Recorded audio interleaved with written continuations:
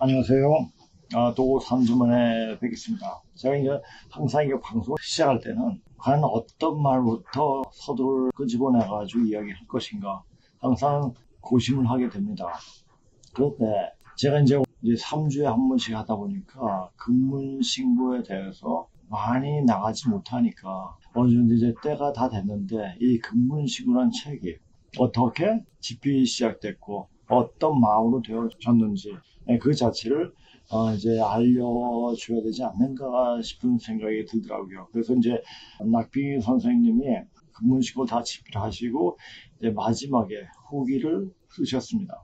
그 후기를 보면서 이제 지금 이걸 해줘야 할 때다. 왜?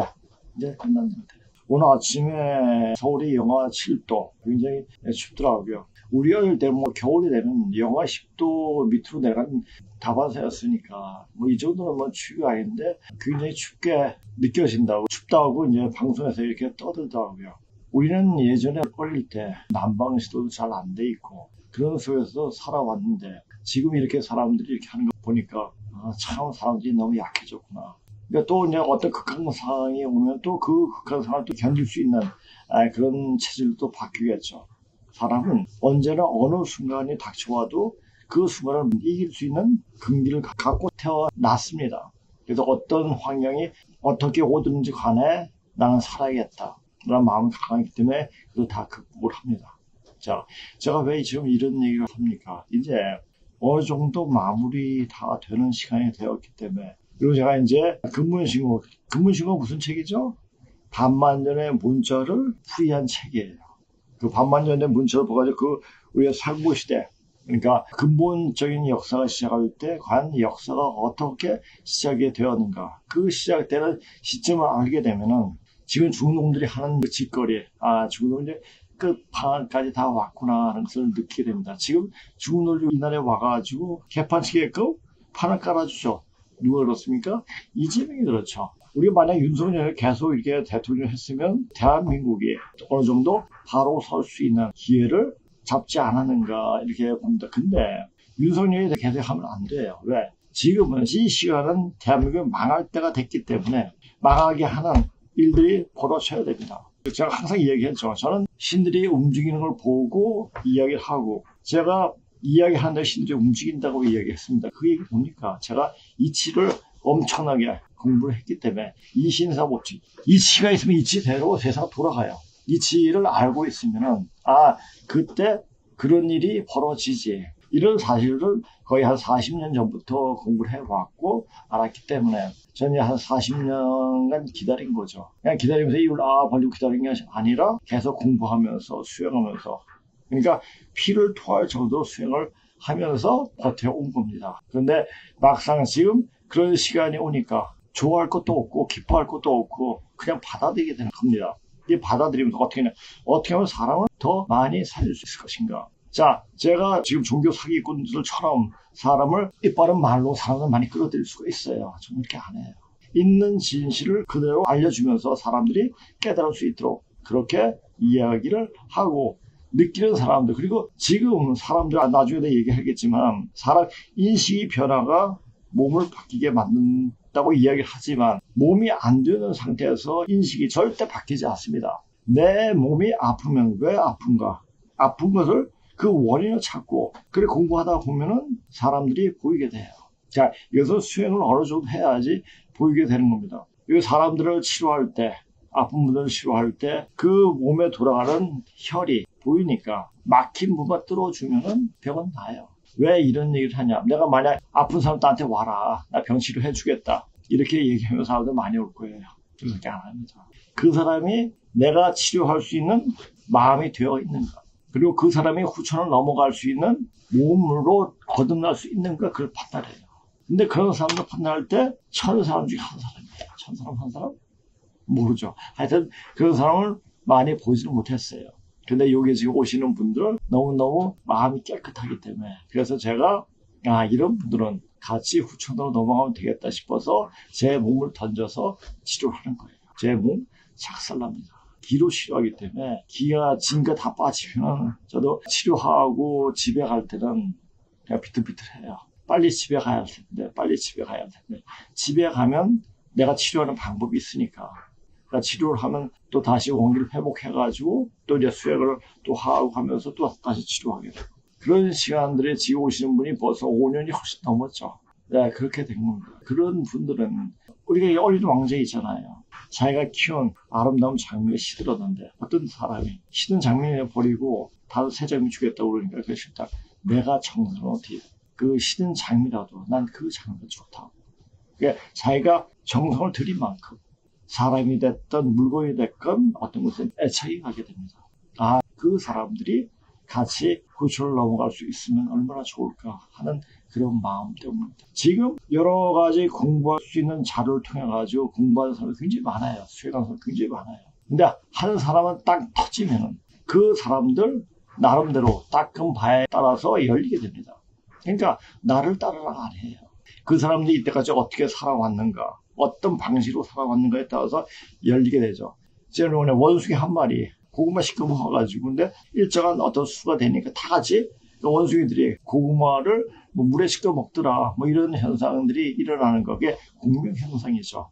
야, 그런 현상들이 일어납니다. 그래서 저는 저 자신만 난 그래서 이 소승불교 또 위파사나에 대해서 아 이게 맞지 하는 생각이 들더라고요. 모든 사람들은 다 깨달을 수 있는 도를 통할 수 있는 그런 근기가 있는데 그런 기회를 못 잡아서 단지 사람으로서 거듭나지 못한다고 이야기하는 게 바로 대승불교예요.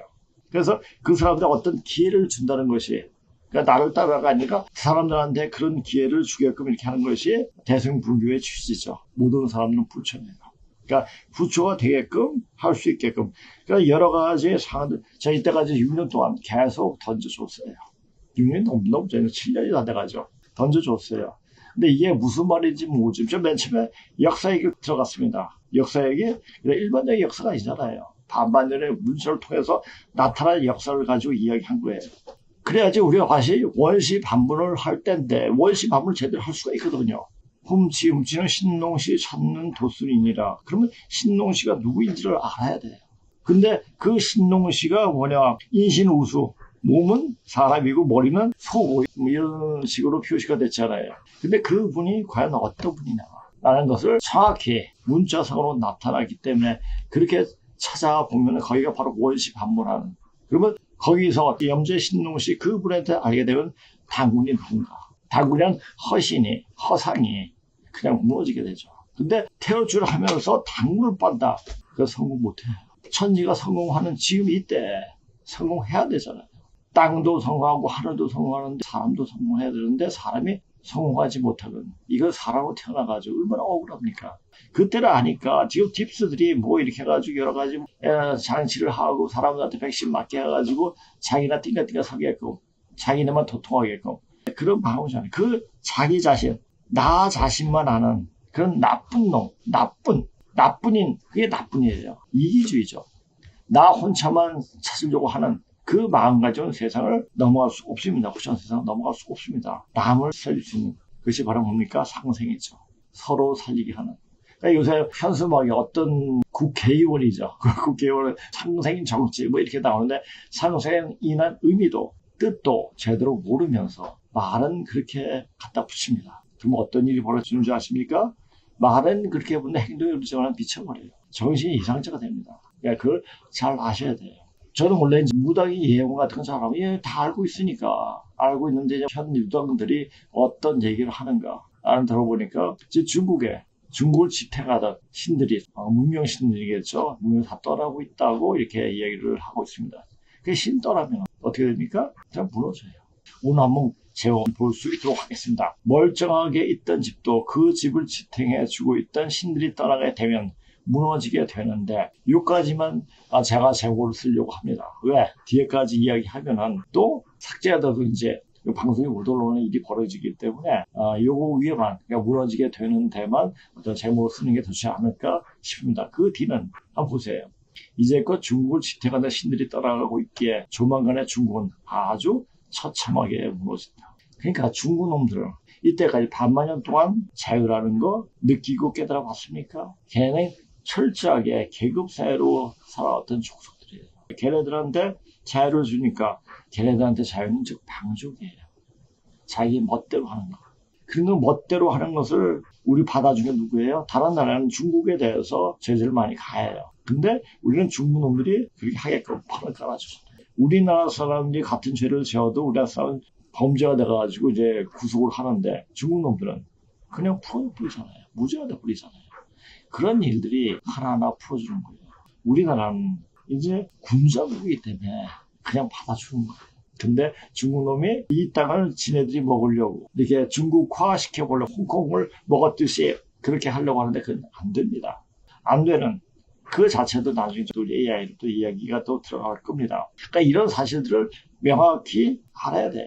저도 이제 그냥 고대사 공부를 하고 있을 때는 반만년 문자죠. 근무시고 가지고 공부만 하고 있을 때는 세상이 어떻게 돌아가는지 세상이 그대로 그냥 이렇게 흘러가겠지 하는 생각을 해요.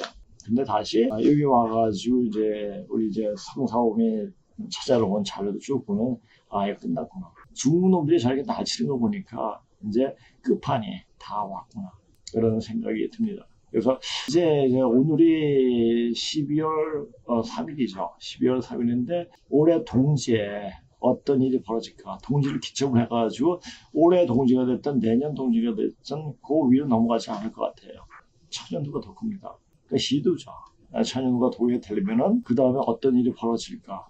그걸 급살이 바라보게 돼요. 내가 그거에 대해서 오늘 더 이야기하려고 합니다. 그리고 제가 말하는 근저에는 항상 증산 사상이 깔려 있습니다. 왜? 모든 종교 사상은 총체적으로 종합하고 그 핵심만 말해주고 있는 게 바로 증산 사상이에요. 증산 사상 뭐라고 그랬죠? 제가 증산 사상을 제대로 이해하기 위해서는 역을 알아야 돼요. 주역을 알아야 돼요. 주역을 제대로 공부해야지 증산 대선생께서 하신 말씀이 어떤 말이구나 를 알게 되죠. 주역을 제대로 이해하려고 한다면 유불선 기독교 통해버려야 돼요. 그러니까 증산 선생이 말씀하신 내용을 이해하기가 굉장히 힘들죠. 가장 어려운 게 뭐냐? 근본자를 찾는 게 문제예요. 근본 역사를 찾기 위해서는 반드시 알아야 될 건 중국어의 백화와 공문을 정확하게 읽을 줄 알아야 돼요. 그래서 제가 은연 중에 중국어를 공부해야 되겠다. 중국어 학과를 들어가야겠다라고 생각했는지 모릅니다. 그것은 제가 그냥 느낌이 와서 이게 보면은 선생하는 거 왜 할 건 없어요. 중국어 나와가지고. 그래도 난 해야겠다는 생각을 하고 했는데 그렇게 하다 보기 전에 대학교 들어가서 이제 워드 파워 보면서 그게 5만 단어가 돼요. 영어가. 내가 공부하니까 자연스럽게 라틴, 그리스어를 공부하게 됐죠. 그렇게 보니까 오원적으로 영어에 대해서 공부를 하다 보니까 중국어도 이런 식으로 한번 공부하고 싶다는 마음이 있었던 것 같아요. 근데 그런 방법이 없죠. 그래서 문자학을 공부해왔지 이게 무슨 말이야. 그런데 카에서 나오고 이제 애들 가르치면서 선생님 만나 뵙고 본격적으로 문자학 공부를 하게 됐죠. 그 공부를 하게끔 자료를 세운 것이 바로 근문신고예요. 근문신고를 열심히 공부하고 했지만 근데 이것을 과연 누구한테 사람들이 알려줄 수 있을까 이런 방법을 생각했죠. 방법이 없었어요. 그래서 예전에 이 공부하면서 신문에도 기고도 많이 하고 신문사 토론장에도 계속 몇 년 동안 글을 쓰고 막 그렇게 했죠. 그게 40대였어요. 40대 중반, 초반, 중반. 이럴 때였습니다. 이때 가지고 이제 이런 장애가 생겨가지고 이렇게 말을 하게 된 거예요. 근데 이제 앞으로 또 어떻게 될지는 몰라요. 그런데 제가 빨리 근문신고 후기, 근문신고가 어떻게 쓰여지게 됐고 어떤 식으로 전개가 됐느냐 후기를 이야기하는 게 좋겠더라고요. 나중에 요편을 공편, 순편, 이렇게 단조편 이게 다 하게 될 건데 근데 그걸 할 수 있는 시간이 있을까? 라는 생각이 또 들기도 합니다. 자, 다시 한번 그 제목을 읽어보겠습니다. 이제 그 중국을 지탱할 신들이 떠나고 있게 조만간에 중국은 아주 처참하게 무너진다. 중국은 처참하게 무너질 정도가 아니라 완전 씨를 말라버려요. 씨를 말라버리는데 그 상황은 지금 보세요. 작년 재작년 태풍으로 쳐버리고 지진으로 쳐버리고 막 그러잖아요. 그런 일들이 많이 벌어집니다. 이거 잠깐 보시면서 생각을 좀 해보시기 바랍니다. 혹시 올해 들어서 이상한 기운을 느껴보신 적이 있으신가요? 오늘의 예언이 그 이문의 해답이 될 것입니다. 자, 사람은 수행을 하면 어느 정도 그 순간순간의 기운을 느끼게 돼요. 저번 이 방송에도 지금 이야기하고 있지만 작년까지 굉장히 난매 상태에 빠졌어요. 근데 오늘 12월 달에 들어서면서 어떤 기운을 느끼게 되면 정리되고 있네? 그럼 정리가 돼요. 저는 굉장히 민감한 사람이에요. 수행을 오래 했기 때문에 16때부터 수행에 들어가 있던 사람이에요. 그러다 보니까 수행은 보통 10대부터 해야지 그 기운을 아주 민감하게 느낄 수가 있습니다. 그러다 보니까 길을 가다가 어떤 사람마다 그 사람을 느껴버려요. 제가 이제 어떤 사람의 운명을 보려고 그런 게 아니라 그런 거는 그냥 무시해버리고 그거보다 이 세상의 운명 이런 것을 위주로 공부했기 때문에 이 사람들이 남겨놓은 사상적 변화를 좀 계속 공부를 해왔죠. 저는 그렇게 공부하려고 공부한 게 아니라 그렇게 보다 보니 그때그때 불교에 침투해서 불교에 집중적으로 공부하고 기독교에 침투해서 기독교에 침투적으로 공부하고 그러니까 아주 깊게 공부하고 근데 기독교를 공부했는데 공간 복음서를 위주로 본 게 아니라 공간 외 복음서 그러니까 도마복음 위주로 마리아 성서라든지 뭐 이런 것을 많이 보게 됐죠. 그 다음에 유교에 대해서 철저하게 공부하고 논어는 제가 수십 번 본 것 같아요. 그리고 이제 또 도교에 대해서 공부하다 그리고 만난 게 지금 사는 사상을 만나게 된 겁니다. 그러니까 이렇게 공부해야지 느끼는 거예요. 사람들은 그런 능력을 자기가 있기를 원하죠. 근데 그런 능력이 안 와요. 왜? 자기가 그런 살아온 과정이 있기 때문에 그 과정에 의해서 어떤 결실을 맺을 때가 되었을 때 그런 능력이 나오죠. 제가 웬만한 사람 다 치료합니다. 마음으로, 심파로 치료 다 해요. 근데 마음이 가는 사람이 있고 안 가는 사람이 있어요. 마음 안 가는 사람은 그 사람이 딱 맡고 있기 때문에 그 사람은 어떤 마음을 먹으면 안 돼요. 그 사람 죽어요. 그러니까 사람을 잘 판별해야 돼요. 사람 판별하는 게 굉장히 중요합니다. 제가 애들을 가르칠 때도 얘가 공부 지금 못해도 얘는 된다 그러면 돼요. 그러니까 제가 가르치는 애들은 전부 다 잘 됐어요. 그 보는 능력이 어떻게 생겼냐. 수행 때문에 그런 능력이 생기지 않았는가. 모든 상황에 다 적용을 시킬 수가 있습니다. 왜 이런 얘기를 했냐. 지금 제가 하는 얘기가 오늘 어쩌면 최종적으로 어떤 결과를 이야기하려고 하기 때문에 그런 게 아닌가 싶기도 해요. 왜? 시간이 다 됐기 때문에. 이제 바뀔 수 있는 시간. 그러니까 저도 얘기했죠. 밥을 지어도 밥이 어느 정도 되면 뜸을 들이고 그 다음에 기다리는 시간이 필요해요. 되어지려고 열심히 들어도 그것을 뜸 들이는 시간, 되어질 수 있는 시간이 없기 때문에 이제 어디 가서도 안 된다는 얘기예요. 근데 혹시 이 방송을 계속 보시던 분은 될 수 있는 가능성은 있을지도 몰라요.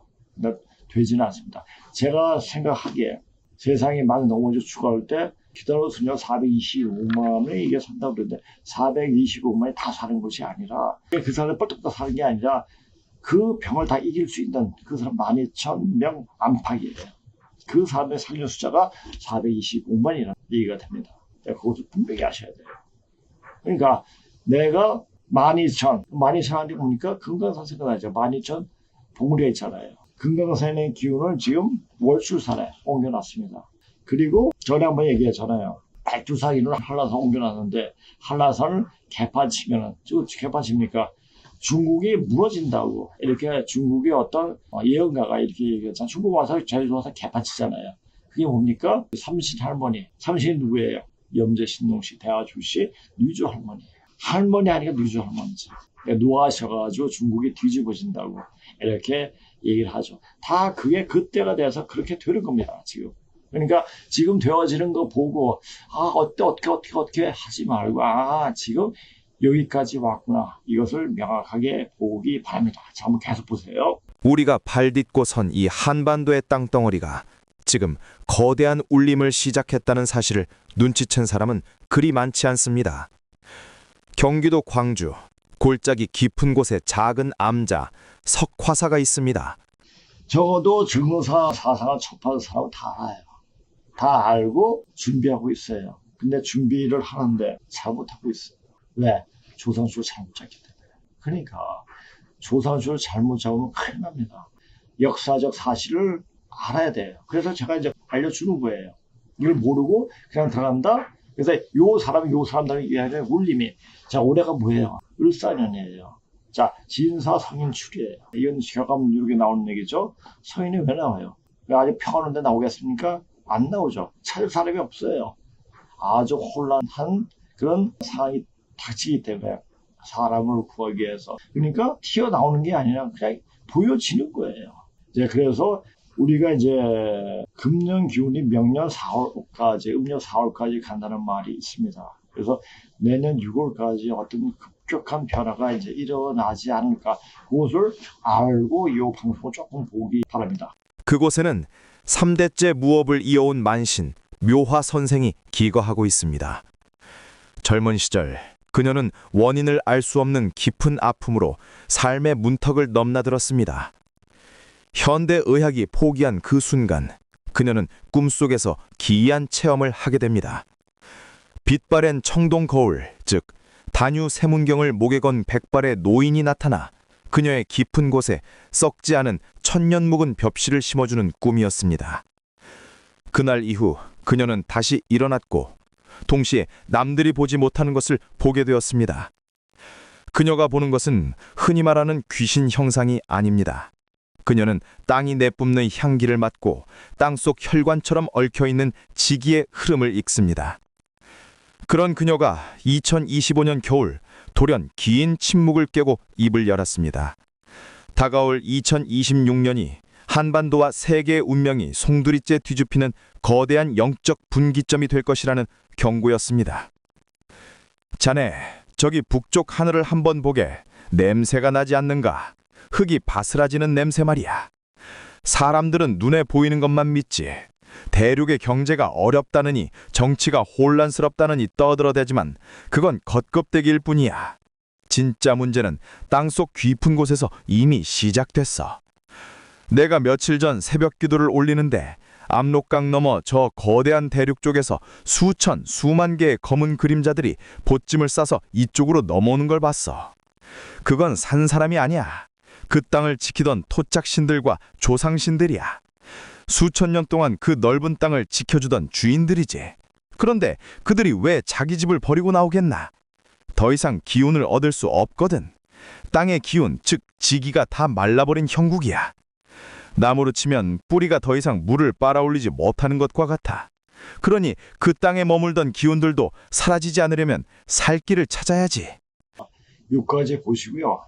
이건 나중에 다 한번 보세요. 근데 이제 이런 사람들이 말에 다 이것을 공감하는 것도 아니고 그냥 참고하는 거죠. 어떤 사람이 말을 해도 그 사람의 단 1%, 10%가 있으면 고소 찾아내요. 이 사람 나중에 당군 이야기 딱 나와서 이것은 구라다. 이런 생각도 하게 되더라고요. 그러니까 역사를 모르면 암만 좋은 얘기 해도 그 얘기가 다 허사로 들려요. 그런데 지금은 그렇게 되어질 때입니다. 그 조상이나 토착신이 뭐죠? 바로 우리와 관계. 자, 언제 한번 중국 놈이 이런 기사도 나왔더라고요. 중국과 우리는 하나다. 뭐 이렇게 해가지고 지금 그런 현상들이 벌어져요. 신들이 지금 이동하고 있는 상황입니다.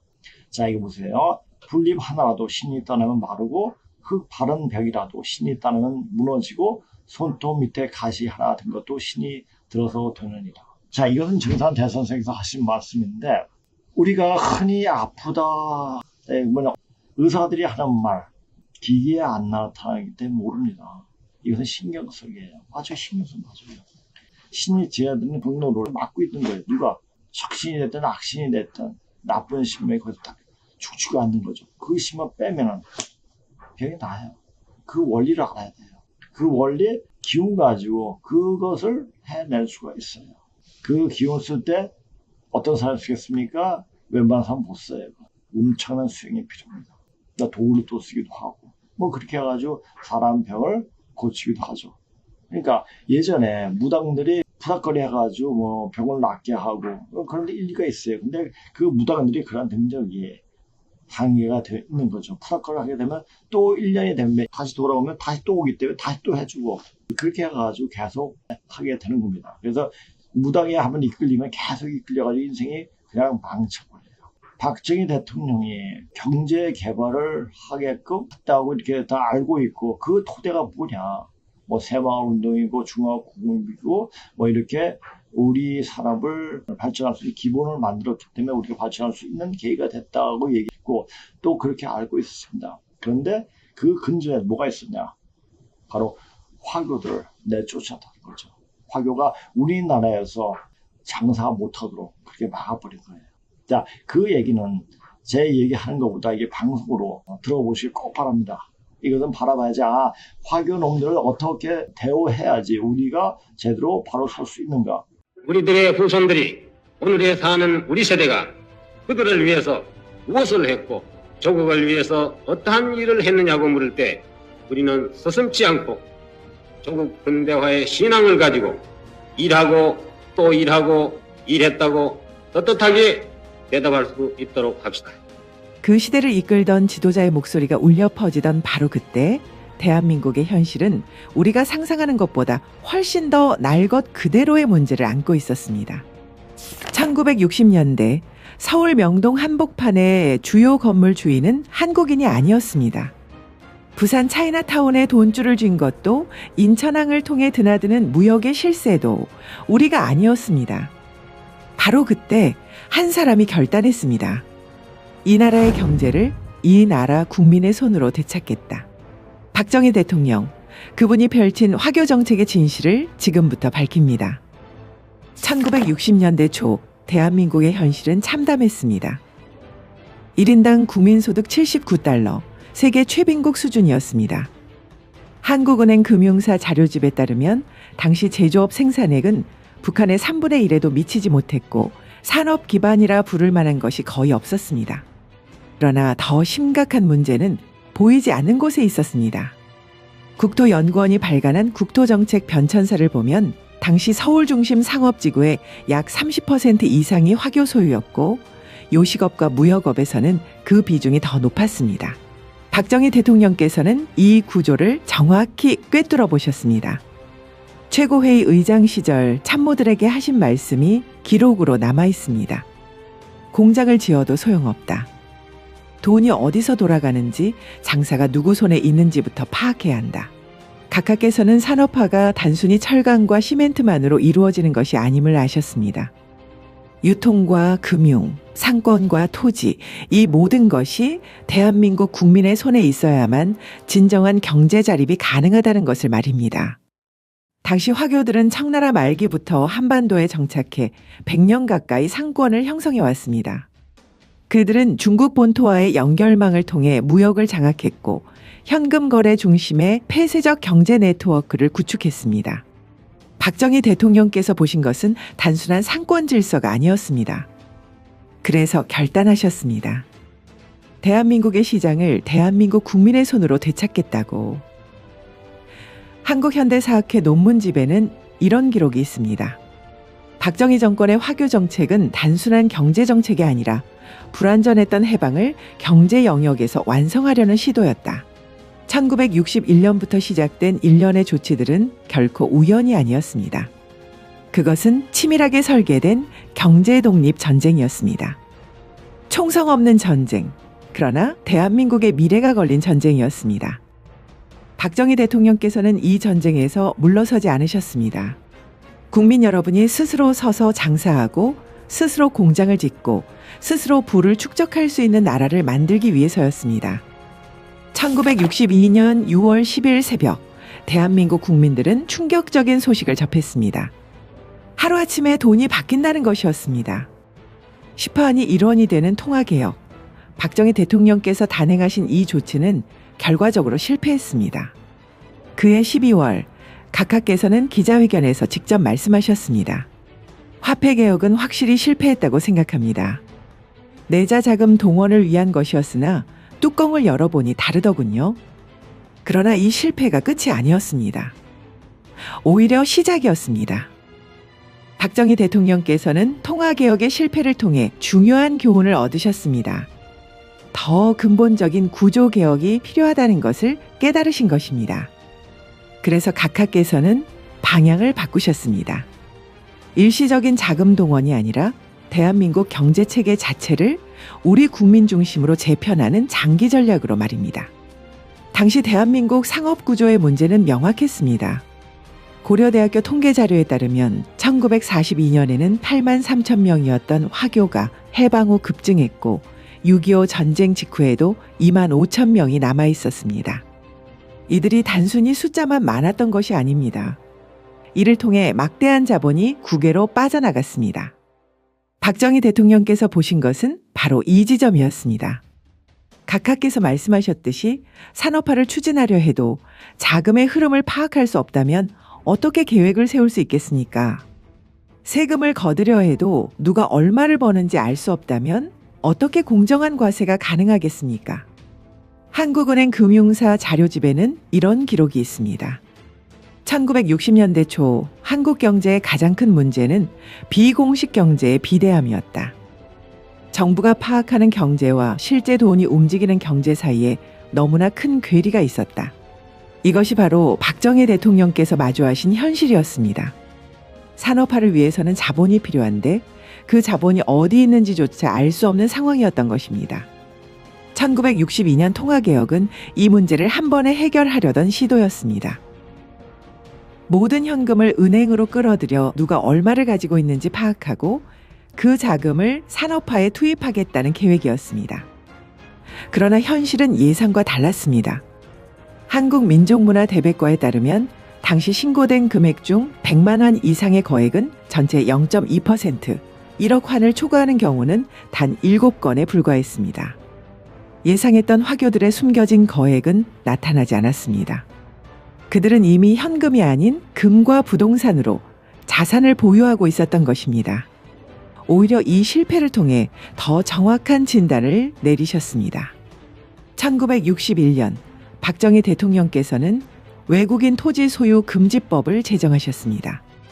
이 법은 단순한 규제가 아니었습니다.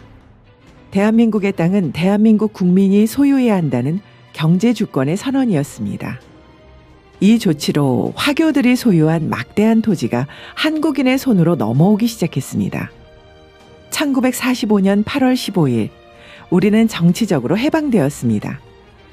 그러나 경제는 여전히 타인의 손에 있었습니다.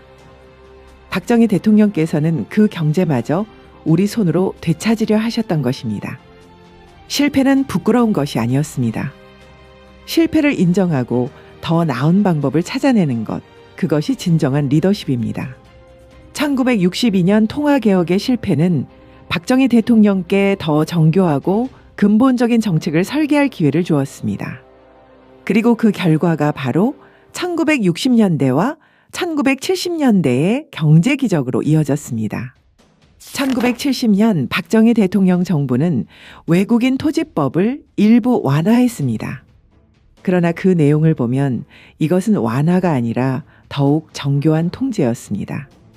사업용 부동산은 165제곱미터 이내, 주택은 661제곱미터 이내, 숫자가 의미하는 바는 명확했습니다. 정확히 중국집 테이블 4-5개를 놓을 수 있는 크기였습니다. 대규모 무역업도, 도매업도, 제조업도 불가능한 크기입니다. 오직 소규모 요식업만 할 수 있는 공간이었습니다. 6.25 전쟁이 끝나고 화교들은 가장 높은 비중을 차지했던 상업을 포기하고 요식업에 주력할 수밖에 없었습니다. 1950년 창고 봉쇄령과 1962년 외국인 토지 소유 금지로 인해 화교 농민들이 몰락하고 화교 상인들도 헐값에 땅을 팔게 되었기 때문입니다. 무역업자가 많았던 화교들에게는 심각한 타격이 되었고 이것이 박정희 대통령께서 설계하신 그림이었습니다. 화교들을 완전히 배척하는 것이 아니라 그들이 경제의 핵심을 장악하지 못하도록 통제하신 것입니다. 더 나아가 각하께서는 요식업마저도 철저히 관리하셨습니다. 1970년 정부는 중국집의 쌀밥 판매를 금지하는 조치를 내렸습니다. 단 몇 개월간이었지만 그 의미는 분명했습니다. 이것은 혼분식 장려 운동의 일환이었습니다. 당시 대한민국은 쌀이 부족했고 정부는 밀가루를 비롯한 혼분식을 장려하고 있었습니다. 정부는 중국집의 밀가루 음식 가격을 엄격히 통제했고 쌀 음식의 판매는 금지했습니다. 여기서 더 중요한 정책이 있었습니다. 짜장면 가격 통제입니다. 정부는 중국집이 짜장면 가격을 마음대로 올릴 수 없도록 했습니다. 가격을 올리려면 정부의 허락을 받아야 했습니다. 당시 중국집의 80% 이상을 화교들이 운영하고 있었고 이들은 밀가루 거래의 상당 부분을 장악하고 있었습니다. 짜장면 가격을 통제함으로써 밀가루 가격 상승을 억제하려 했던 것입니다. 이것이 가혹한 조치였느냐는 논란이 있을 수 있습니다. 그러나 박정희 대통령께서는 분명한 목적을 가지고 계셨습니다. 서민들의 먹거리 가격을 안정시키는 것, 그리고 화교들이 독점하던 밀가루 유통 구조를 해체하는 것이었습니다. 실제로 혼분식 정책은 화교들에게만 적용된 것이 아니었습니다. 한국인이 운영하는 식당도 마찬가지였습니다. 박정희 대통령 정부의 혼분식 정책은 강력했고 모든 식당에 공평하게 적용되었습니다. 그러나 화교들에게는 이것이 심리적으로 더욱 큰 압박이었습니다. 1970년대 중반 한국 정부의 화교 정책에 지친 화교들의 탈한국 엑소더스가 시작되었습니다. 그들은 대만으로, 홍콩으로, 미국으로, 캐나다로 떠났습니다. 그리고 그 자리를 누가 채웠습니까? 바로 한국인입니다. 이것이 바로 박정희 대통령께서 원하셨던 그림이었습니다. 대한민국의 시장을 대한민국 국민의 손으로 되찾는 것 말입니다. 물론 이 과정이 순탄했던 것만은 아닙니다. 한국인 자영업자들도 처음에는 서툴렀습니다. 화교들이 100년 가까이 쌓아온 상업 노하우를 하루아침에 따라잡을 수는 없었습니다. 그러나 중요한 것은 기회였습니다. 장사할 기회, 자본을 축적할 기회, 경제적으로 자립할 기회를 말입니다. 1960년대 말부터 1970년대에 걸쳐 대한민국의 상권 지도가 완전히 바뀌었습니다. 서울의 중심가에서 화교 간판이 사라지고 한글 간판이 늘어났습니다. 인천 차이나타운은 쇠퇴했고 그 주변으로 한국인 상권이 확장되었습니다. 고려대학교 통계에 따르면 1976년까지 화교는 더 이상의 유입도 유출도 없이 자연 증가만 했지만 1960에서 1970년대를 거치면서 1만 명이 떠났습니다. 이 모든 정책의 핵심에는 박정희 대통령의 확고한 철학이 있었습니다. 동남아시아를 보십시오. 태국의 경제는 화교가 장악했습니다. 필리핀도, 말레이시아도, 인도네시아도 마찬가지입니다. 그 나라 국민들은 자국에서 경제적 주인이 되지 못하고 있습니다. 1970년대 중반 박정희 대통령의 화교 정책은 완성 단계에 접어들었습니다. 토지는 한국인 소유가 되었고 상권은 한국인이 장악했고 자영업은 한국인의 생계수단이 되었습니다. 그리고 이것이 바로 1970년대와 1980년대 대한민국 경제성장에 보이지 않는 토대가 되었습니다.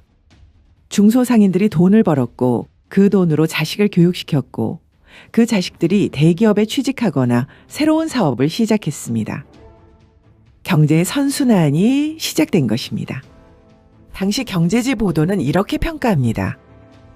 만약 당시 외국인 토지 소유 금지와 화폐 개혁을 하지 않았다면 이후 경제개발 5개년 계획에 화교인들이 대거 참가하면서 오늘날 대기업 중에는 화교 출신 회장이 생겼을 수도 있다. 박정희 대통령께서는 그것을 막으셨습니다. 대한민국 국민이 대한민국 경제의 주인이 되도록 하셨습니다. 그런데 흥미로운 사실이 있습니다. 이 시기 수출을 이끌던 기업인들의 면면을 보면 대부분이 1960년대 초반만 해도 이름 없던 한국인 사업가들이었다는 것입니다. 정주영, 이병철, 구인회, 김우중. 이들은 모두 1960년대에 본격적으로 사업을 키운 인물들입니다.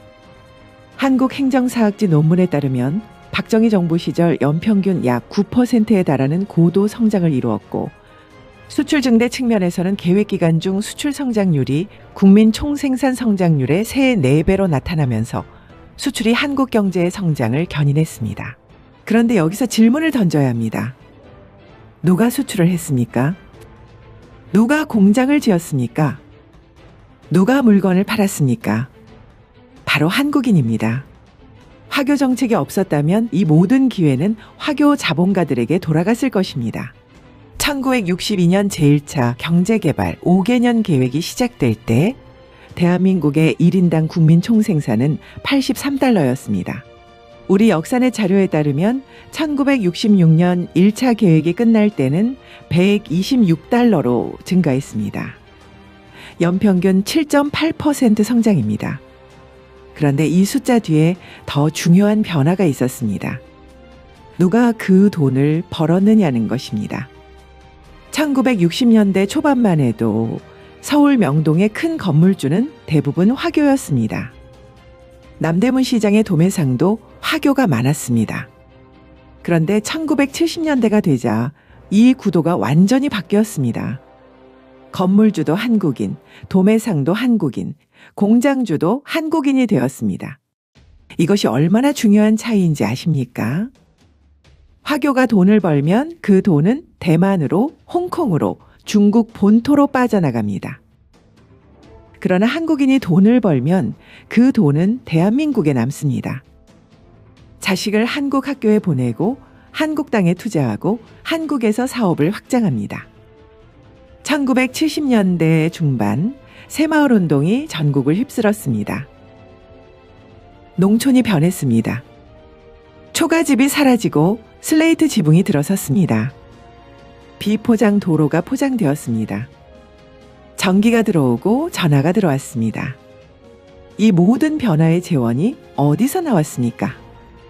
바로 도시의 자영업자들, 중소기업들이 낸 세금에서 나왔습니다.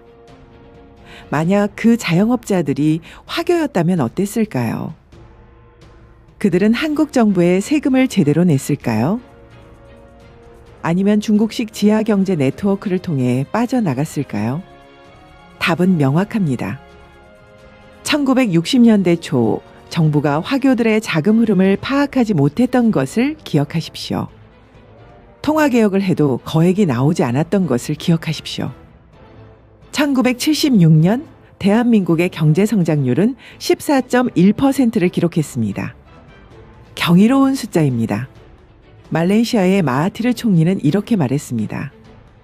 박정희 대통령이 한국 발전의 토대를 만들었고 그 위에 개발이 이루어질 수 있었다. 마하티르는 자국의 경제가 화교에게 장악당한 것을 보면서 박정희 대통령의 선택이 얼마나 현명했는지 깨달았을 것입니다. 1979년 10월 26일 박정희 대통령께서 서거하셨을 때 대한민국의 1인당 국민소득은 1,647달러였습니다. 1961년 79달러에서 시작해서 20배 이상 증가한 것입니다. 그러나 더 놀라운 것은 그 부의 분배 구조였습니다. 재벌도 있었지만 중소기업도 있었고 자영업자도 있었고 농민도 있었습니다. 불완전하지만 대한민국 경제는 대한민국 국민의 것이었습니다. 오늘날 우리는 삼성 갤럭시를 들고 현대 자동차를 타고 LG 냉장고를 씁니다. 만약 박정희 대통령의 화교 정책이 없었다면 우리는 지금 화교 재벌이 만든 제품을 쓰고 있었을지도 모릅니다. 그리고 그 이익은 해외로 빠져나가고 있었을 것입니다. 박정희 대통령의 화교 정책은 경제개발 5개년 계획의 숨은 동반자였습니다. 사람들은 고속도로를 보고 공장을 보고 수출 실적을 봅니다. 그러나 그 이면에 상권의 재편이 있었다는 것을, 경제주권의 확립이 있었다는 것을 간과합니다. 박정희 대통령께서는 두 가지를 동시에 하셨습니다. 경제를 성장시키는 동시에 그 경제의 주인을 한국인으로 만드신 것입니다. 이것이 바로 한강의 기적 이면의 진실입니다. 성장의 숫자만이 아니라 성장의 주체가 바뀐 것입니다. 그리고 그 변화의 시작점에 화교 정책이 있었습니다. 역사는 언제나 여러 시각에서 바라볼 수 있습니다. 오늘날까지도 이 정책을 둘러싼 평가는 엇갈립니다. 화교들은 자신들이 경제적 차별과 재산권 침해를 당했다고 주장합니다. 1930년대 중국 산둥성에서 이주해온 한 화교 부부는 수십 년 동안 소작농으로 일해 6,600제곱미터의 땅을 샀습니다. 그러나 외국인 토지 매입 금지로 한국인 친구 이름을 빌려 땅을 샀고 10년 후 그 친구가 죽자 상속소송에서 땅의 절반을 잃었습니다. 화교 어르신들의 증언도 있습니다. 통화개혁 때 환전량이 정해져 있어서 예금하지 않고 모아둔 현금 상당수를 헐값에 넘겨야 했다는 것입니다. 사우스 차이나 모닝포스트는 2019년 보도에서 한국은 전 세계에서 유일하게 화교가 멸종될 위험에 처한 곳이라는 화교단체 관계자의 말을 전했습니다. 1970년 4만 명이었던 화교가 2018년 1만 8천 명으로 줄었다는 것입니다. 그러나 숫자는 또 다른 이야기를 합니다. 화교들이 주장하는 막대한 현금 손실과는 거리가 멀어 보입니다. 박정희 정부의 화교 정책에 대해서는 긍정적 평가와 부정적 평가가 상존한다는 것이 학계의 평가입니다. 과연 이 정책이 경제 성장에 필수적이었느냐는 것입니다. 일부 학자들은 박정희가 아니더라도 경제 발전은 되었을 것이라고 주장합니다. 미국의 원조, 일본과의 국교 정상화, 국제 경제 환경의 변화 등이 더 중요했다는 해석입니다. 그러나 동남아시아라는 발레가 있습니다. 대한민국은 달랐습니다. 그 차이를 만든 것이 무엇이었는지는 여전히 논쟁 중입니다. 역사는 완벽하지 않습니다. 박정희 대통령의 화교 정책도 마찬가지입니다. 일부 화교들은 억울하게 재산을 잃었을 수 있습니다. 급격한 정책 변화로 혼란을 겪은 사람들도 있었을 것입니다. 그러나 동시에 이 정책이 없었다면 오늘날의 대한민국은 존재하지 않았을 수도 있습니다. 결국 우리가 던져야 할 질문은 이것입니다. 국가가 경제 주권을 확보하기 위해 어디까지 할 수 있는가? 그리고 그 과정에서 발생하는 개인의 희생을 어떻게 평가할 것인가? 이 질문에 대한 답은 각자가 내려야 할 것입니다. 1960년대를 기억하는 한 어르신의 증언이 있습니다. 명동에 가면 중국집이 제일 컸어. 그 건물들 다 화교 것이었지.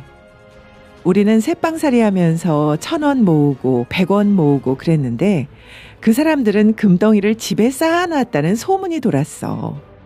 또 다른 어르신은 이렇게 말합니다. 박 대통령이 안 그랬으면 우리가 어떻게 장사를 시작했겠어. 땅도 없고 돈도 없었는데 화교들이 떠나니까 기회가 온 거지. 그때 시작한 장사로 자식들 대학 보냈어.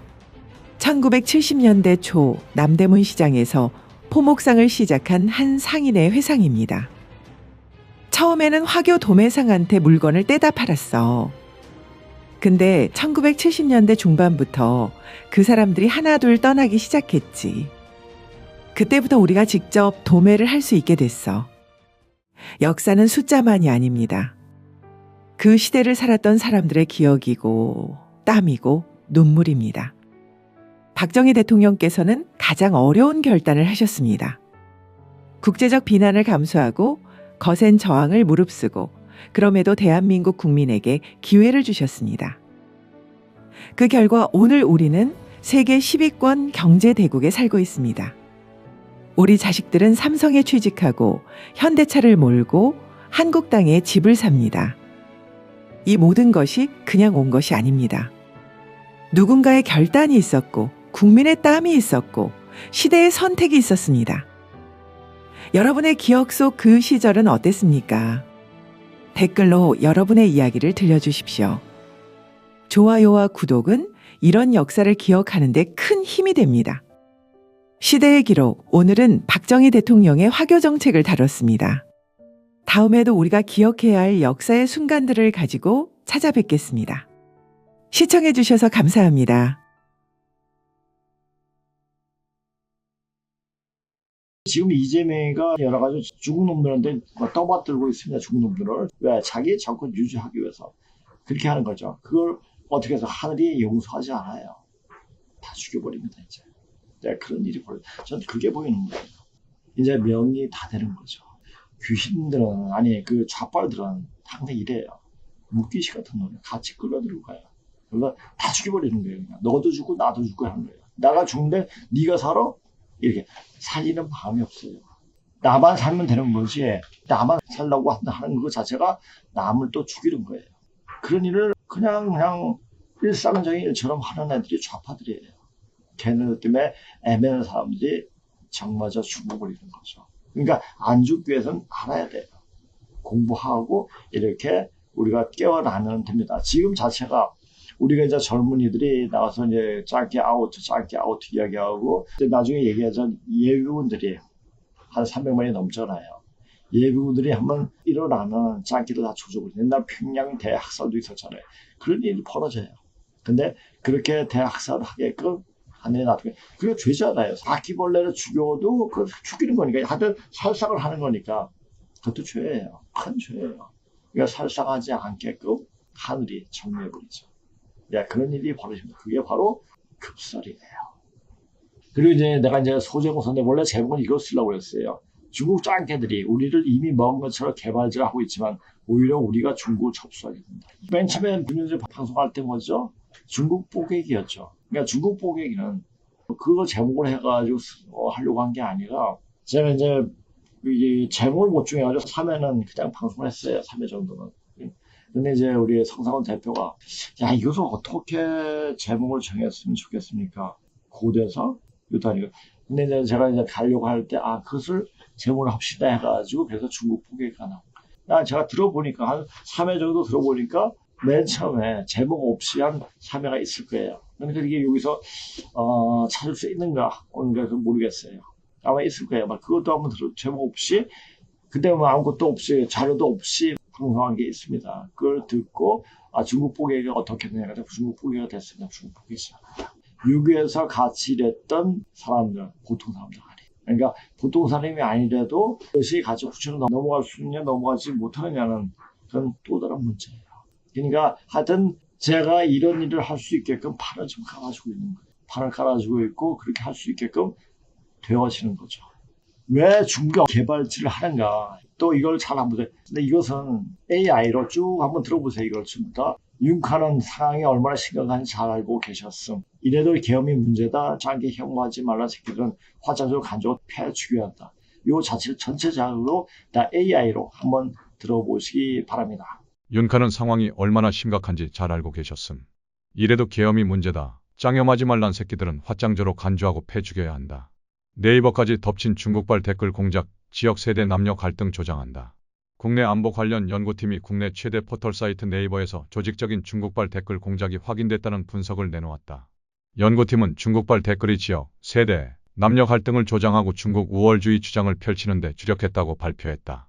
단독, 한국 여자들은 돼지처럼 국내 여론 갈라치는 중국의 댓글 공작.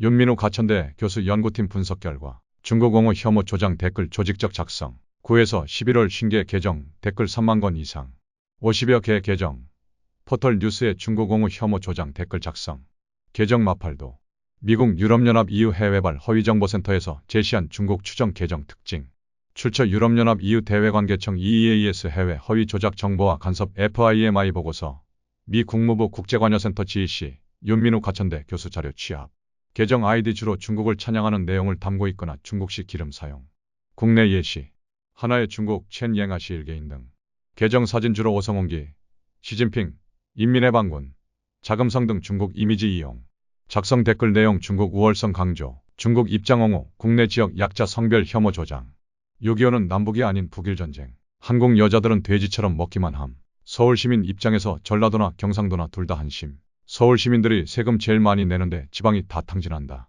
큰 나라들은 인구가 늘어야 하지만 한국은 좀 줄어야 한다. 한국 기업 정조준한 중국 댓글 공작 그들이 진짜 노린 건?